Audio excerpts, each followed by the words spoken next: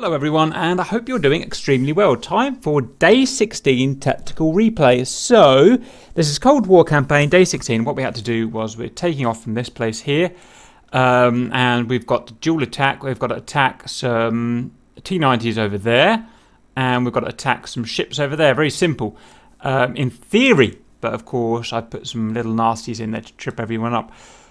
So I figured we'll look at this side first because it's just going to be easier, isn't it? Because not much really happened. And then we'll go and have a look at this side where lots of stuff happened. First of all, I've got to go and wind Auntie up because it is literally my job in life. And possibly one of my favourite pleasures. I'm sure Auntie won't mind. Alright, so let's scroll back. This is just one of the best takeoffs I've ever seen. I think you'll agree with me. I assume it was Auntie. I think it was. So you got the boys going off. Now, obviously, I wouldn't usually... well, yes, I would usually make them take off in formation. So I don't know why I was about to say that. Look at that. Where's the angle of attack? Look at that. There it is. 60 degrees angle of attack. And splunk and takes out the boys. Haha. That's pretty awesome, right? Some kind of oscillation. I don't really know what it is. I did it the other day. It's almost like something's changed with the Vig and we can get in this weird oscillation now. Auntie fell foul of it. Just via, just extreme oscillation stick movements. A bit like PIO, I guess, but more extreme. Look at that. It's almost like a snake bite in a flanker or something. And obviously the thing just stalls and then slam. Brilliant. Obviously I let them respawn any type of formation collision like this, where... I let them take off again because it's me forcing them to take off in formation at the end of the day. So they do take off, and it actually saves their lives at the end. The way the mission went, it ended up saving them because they took off latest. And in fact, the only way we got this mission done in the end was, well, because of that. It's weird. We've had a few bad missions now where, it's difficult. Doing this is really, really difficult, this stuff. If you're looking at it thinking, oh, why didn't you go and do that? Well, it's almost... impossible. You have to be so good. Can't remember where I was going with that. Yeah, so we've had a few bad missions where we've performed fairly poorly, but we've still got the mission done, and not by cheating. We've legally done it by the rules that we set out in our milsim rules. So I don't know. God wants us to complete these missions. That's in this campaign, because if we didn't complete them, then we wouldn't have been progressing through the missions like we have done through the campaign. So, by hook or by crook is the term. Anyway, everyone takes off normally from then on, blah, blah, blah, blah, blah. So let's go and follow us. Seethor is at max chat in his little Tonka toy in his SU-25 trying to catch up, and he does catch up. These Harriers are fast. They're really fast airplanes. Up to, obviously, 550 knots or wherever they get stuck. It was about 150 miles we did here. So lots of fuel burn. So we're about 50% fuel by the time we got here. Turning in, and it went, because it's one of my missions and I'm a retail, all this went wrong. This here was meant to actually spawn 30 miles north. These guys here were not meant to spawn until we got in near these guys. Then these guys were meant to come halfway through the attack and jump us. But I messed I've obviously done something wrong and the trigger didn't work. So these guys were 30 miles south, which is why in the video, in the mission, I couldn't find these guys at all because they were gone wrong, and these guys shouldn't have been there, but they were. But anyway, it all worked out okay. The good thing about it is that we got the drop on these guys. Otherwise, we may not have done so well, to be honest. This is a hard mission, by the way. This wasn't supposed to be an easy mission. I made it very clear in the briefing that this is not a feel-good mission. It's meant to be a very difficult mission. Anyway, so that is me with a missile out, and I miss... SU-25 AI Defense OP. Then we've got Cypher coming down. The Harrier's a real widowmaker. I don't know if you drive a Harrier. I mean, I only get to drive it once every 2 or 3 months. Hence, I'm not very good at it. But hence, I just have to be really careful. I only pull 2G in the thing. I don't want to risk any more than that because it's a dangerous plane to fly. Graham gets on the back. Graham's got a lovely turn there. Look at that's good. What is he doing there? Still only 3 or 4G. It's up to 5G. So it's a good turn. Gets on the back of a douchebag. Missile out. Hits him. Doesn't kill him, which is a bit weird. but okay. Bit AAA. In these, they said ZSU-23s. They're not. They're Shilkers. So they're radar-guided AAA. Very dangerous things. One red appears to have died. So, oh no, they're all there. That. Anyway, so our GCR is helping us find these dudes. For some reason, they're not responding to us very well. That guy's gone over and crash. Look, thank you. And Alison's just brought me a cup of tea, which is very nice. Let's have a look here. Graham's done something a bit weird. I don't know what he's done. Can't get his missiles to fire, obviously. And now he's... Oh, I think I'm asking him to IFF or something like that. And that's him IFFing, trying to get out of the way. We've had some friendly fire problems lately, and everyone's overcautious, which is good. Overcautious is good. I'm happy with that. I shoot this guy down. He doesn't die. Whatevs.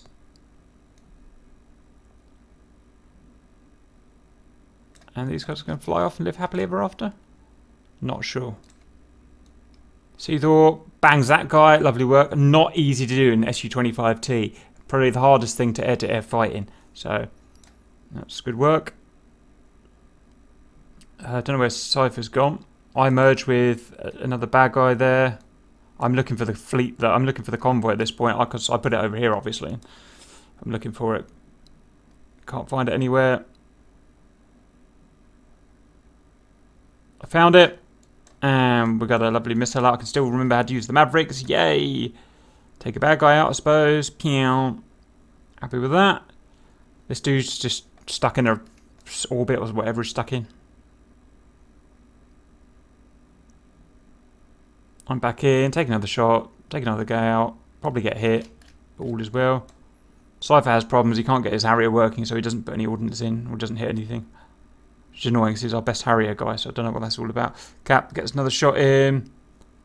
Seedor is engaging with an R-73, which is really hard to dodge. He's done it. AI countermeasure OP. And we're kind of headed into a vertical scissors there, but pulled out. Seedor's after him. You wouldn't have seen any of this in the video. None of this happened in the replay track, so that's why I couldn't get any pictures of it. These guys are busy peppering the thingy. Seedor and bad guy are in scissors. Laterals, no, not really. Seedor's got behind him. Again, not easy to do in this jet. Two lumbering overs chasing each other. I'm guessing Seedor gets a shot off at some point. Cap, another rifle. Seedor dumps something. Wing tank. Just in a lag pursuit of this guy by the looks of it. The rest of the other three, Graham's pummeling missiles, rifles in now. Oh, Seedor's in guns, there's no missiles. I didn't realise it had an air-to-air gun sight. I don't think it does. That's a shame I couldn't film any of that.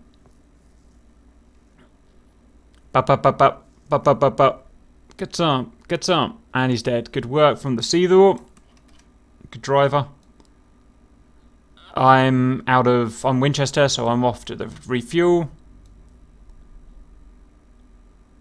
Not sure anything else happens.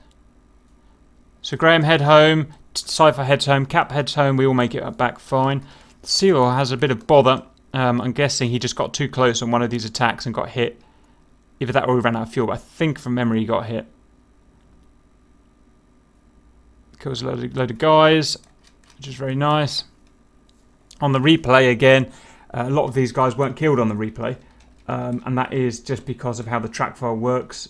Sometimes it's just not linked to what actually happened. So in reality, he killed all of these tanks, but yeah, nothing we can do about that. And he's either out of fuel or he's damaged, and he goes to try and land, but flips it because it's, well, impossible to land. And that's the end of that. So I've got no comments or concerns there. Everyone did really well. So you'll get maybe a little impatient, maybe a little unlucky, not really sure, but that's the end of that. Next, let's go and look at... Elo joined us halfway through for whatever reason, which I don't really mind. Now, these guys, it was a different story. Come on, let me have that.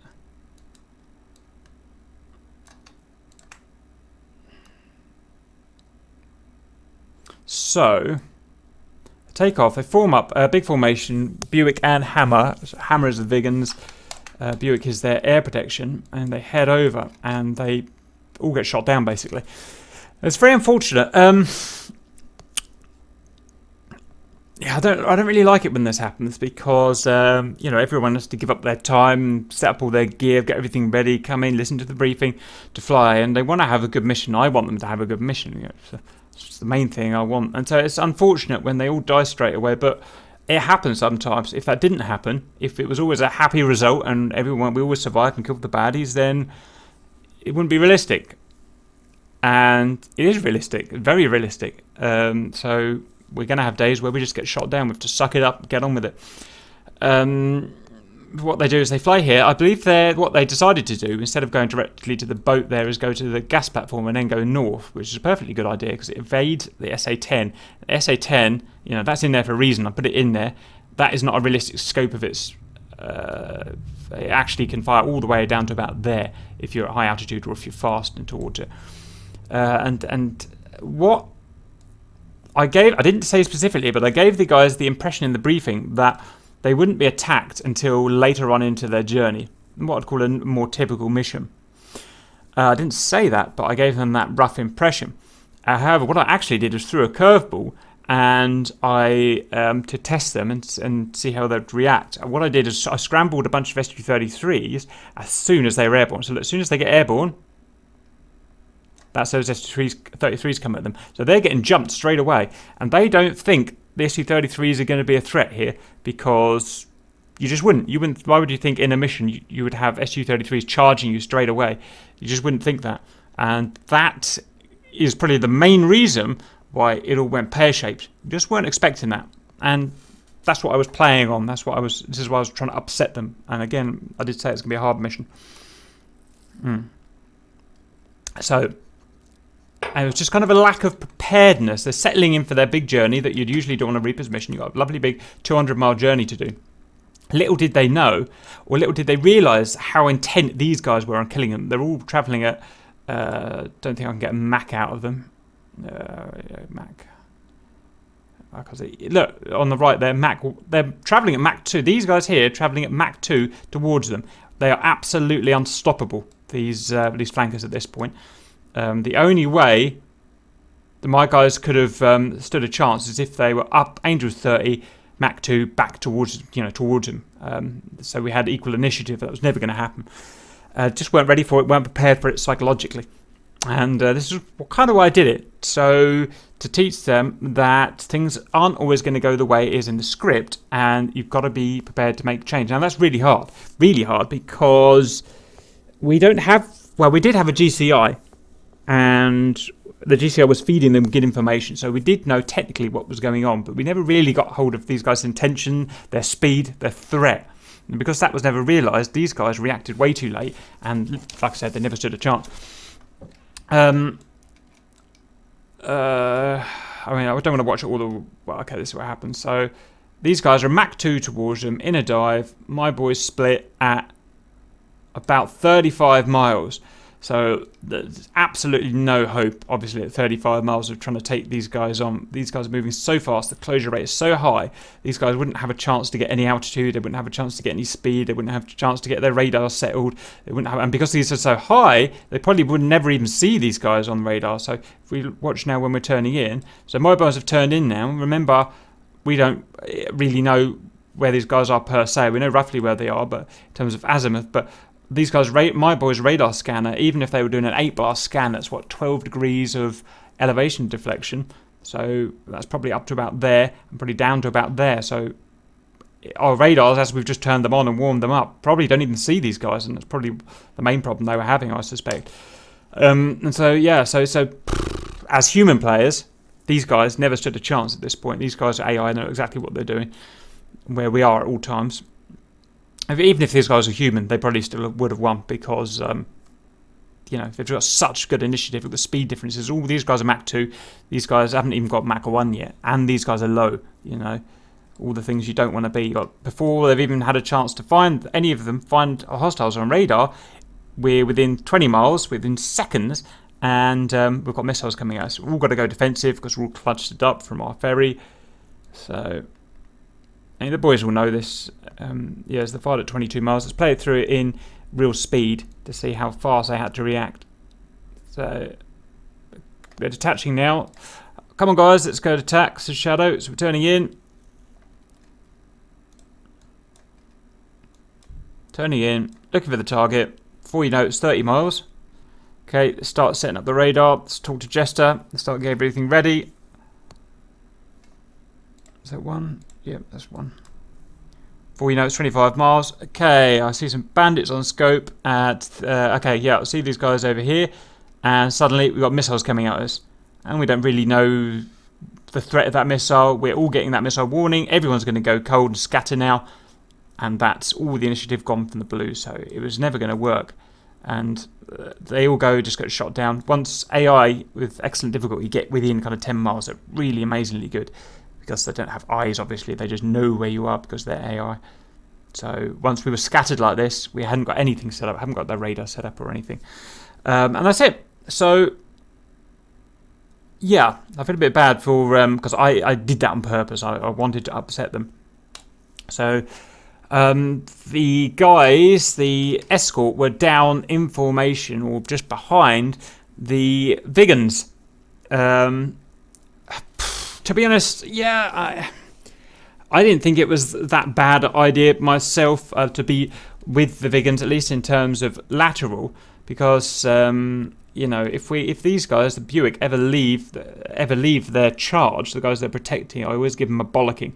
So they're staying with them just like I want them to. And we've got no real type of... we do have data link, so we've got some navigation, but you know, we don't have the ability to go onto the map and look at where the other planes are like we used to. If you lose a plane, it's very hard to get them back. And because of that, I completely understand why they want to stick with them. It's a very natural thing to want to do in kind of milsim type situations. One thing you could say is that, yeah, I guess they could be higher. They could be Angels 20 or 30, kind of trying to shadow them. They could use GCI to help shadow them. They could have used data link to help shadow them. So that is something that would have evened the scores a bit. That's fair enough. I think they realise that. And the other thing that's very difficult for them, I made it very explicitly clear they had this SA-10 here and it was a threat. Like I said, ignore that bubble. If our guys are going fast towards these guys, this SA-10 would start shooting at them. So they've got a very difficult decision to make. They've got these guys bombing towards them. They don't really know their intentions. They can hear, you know, shout-outs and stuff, but you know, they wouldn't think that they would come and shoot us as soon as we'd just taken off. And you know, what you want to do is turn in at 60 miles, 70 miles, 80 miles. That would be lovely to be able to turn in there and go and attack them, but with hindsight. But they're worried about this SA-10. If they get up there in reality and charge these bad guys now, like is what you want to do, get up to Angels 30, get your burners on, get Mach 2 and start firing missiles at them. Well, in reality, they would get smacked down by this SA-10 before they got anywhere close. So they've got to look after these Vigans and avoid this SA-10 all the time while timing it to intercept these guys. And it's in reality, in the pressure of what we're doing, it's very hard to do, which is why I'm not going to be very hard on them, because like I said, it's a very difficult thing to do. So they finally make that trade-off at 35 miles, or they probably do it more like 40, you know, a few seconds thinking time, and they think, right, I think I'm just clear enough of the angle of the SA-10 that I can now turn in and attack these guys without getting shot by the SA-10. And I can just get high enough to start fighting these guys. Of course, in reality, they couldn't. In reality, that was 15 seconds before they had missiles pummeling in their faces. So that is a thing learnt. So I've not really got anything else to say on that. Now, I designed the mission to do this. Like I said, I designed them to get completely raped at this point, and I don't think there's anything these guys could have done to fight these guys. I just don't think it was possible. Realistically, with the conditions we had, I think would have got slaughtered every time. Like I said, that's how I designed it. So what I actually designed this mission to be was that to see if these guys could make the decision to call off the mission and run cold. A very hard thing to decide to do. No one wants to do that. It costs lots of... You make you very unpopular if you make a wrong decision when you turn 2 flights all the way back, as you can imagine. So the only way that I think this was actually possible to beat these guys was to say, Vigans. So I kind of stressed the relationship between these two guys in the briefing. Okay, guys, we've got these guys coming. They're going to be awkward because of here. I think they're coming a lot sooner than I thought. I think the only thing to do is turn around and run and hope we're not too far away from the base by that point, that we can go back to transonic and hide behind this base, hoping, of course, that the Patriots would do their job and shoot these guys down. I think that's all we could have done to defeat that, and that's why I get stressing why this is a very difficult scenario to be in.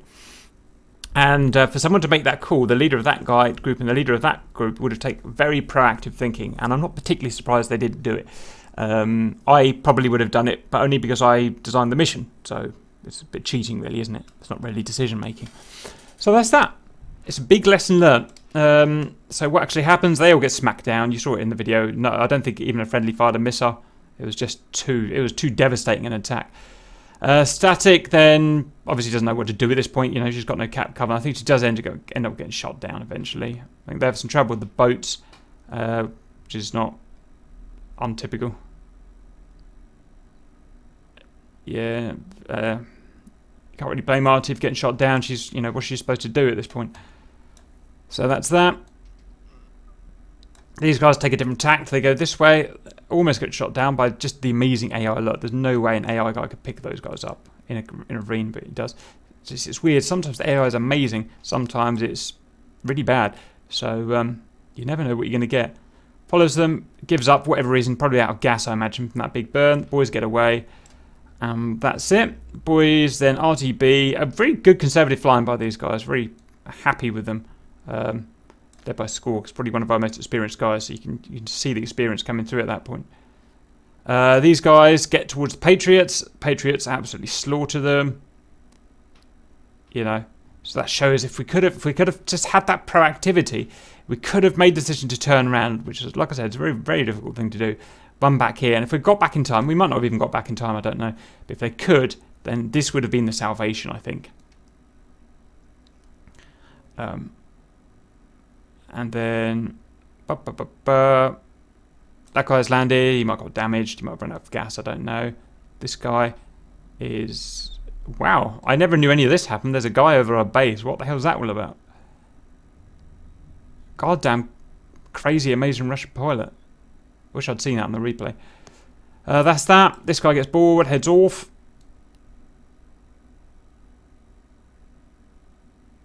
Lands. I thought there was more. I thought there was 5 that came out. Yeah, there's 3 out and then another 2 come out. That.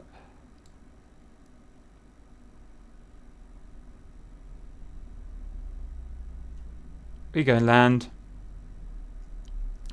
Sly and Squawk take off again to do a secondary mission, and that's legal within our milsim rules. We allow them to go out again as long as everyone else hasn't come back by that point. You can see Elo, Graham hadn't been back by that point, so they're allowed to take off and go and have another try. And lucky for them, there aren't any other guys I programmed to spawn in, so they get a free run, get some missiles off, 2 hit, 1 ship sunk, 2 missiles just go doolally. It was pretty normal from my experience, and then they RTB, and that's it really. So the only thing to learn there really is what happens if you get jumped suddenly like that. Then RTB might be your only, dump your weapons, and RTB may be your only saviour.